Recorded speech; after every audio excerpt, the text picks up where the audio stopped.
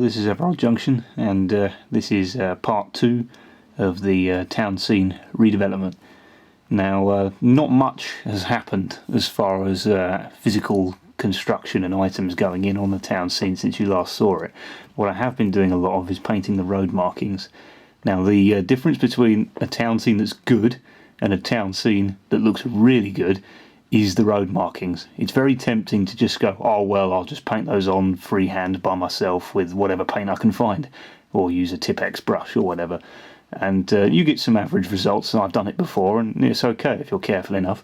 But this is what happens if you take your time and really pay attention to detail using proper paint, brushes and masking tape.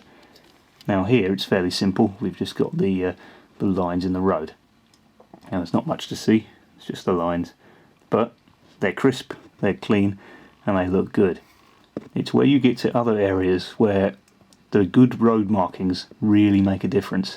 So if we come across this side to the other main road, you can see we've got double yellow lines for no parking, and they run all the way up here. And then we've got the little entrance into where the lock-up and the allotments will be. You can see I've added the T-bar on the end of the double yellows, like they are in real life. Now we come along, double yellow lines continue, and then we've got giveaway markings. Very important to take your time over these and really, try and make them look as good as you can, and you get a great result. You can see they look pretty good. We've got the double yellows curving around the corner as well. Now I've looked at some pictures, and double yellows tended to be applied after quite a lot of other road markings, and they were quite carelessly just sort of painted over existing markings. And where I've done that is on this corner, and I found a couple of pictures, and that is exactly what happens. And down there we've just got continuing. Got a little bit of a car park going on over here. I haven't really done too much, but we've got a few spaces for cars.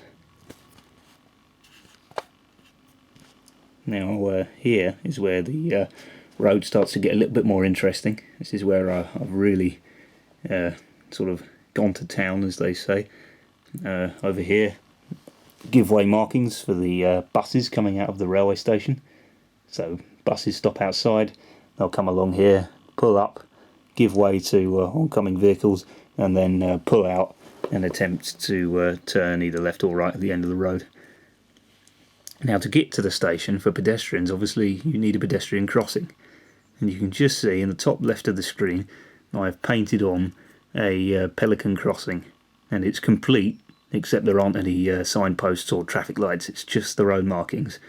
But again, this is what happens if you use patience, time, a copy of the highway code for inspiration and reference, and decent paint materials and masking tape.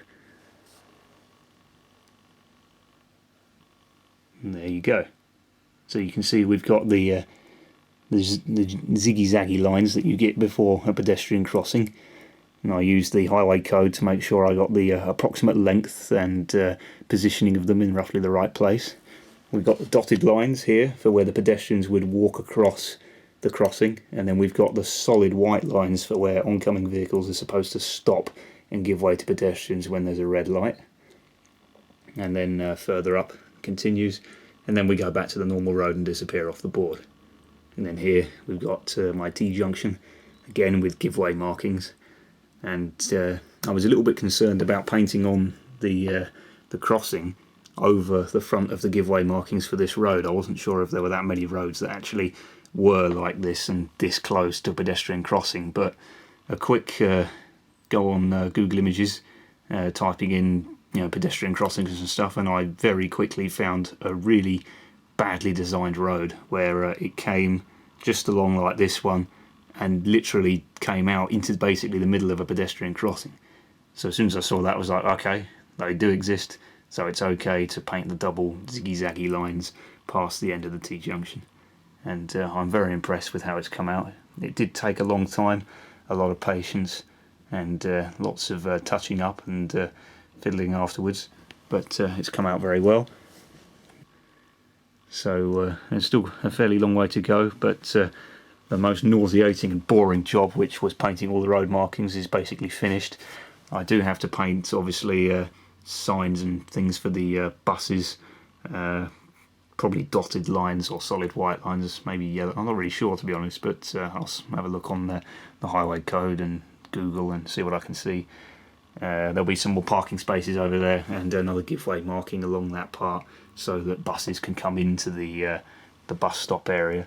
And I'll put various signs up, such as no U-turns, and no right turn, no attempting to sneak past the crossing by going through this bit, and other various signs. I also need to update the cars a little bit. All the cars on here are from my 1960s layout, which I built some years ago, and was completely dismantled for the construction of Everard Junction. So these vehicles are the wrong period, they're all a bit too old. Some cars that are a bit timeless, such as this VW camper and the Mini, obviously can stay.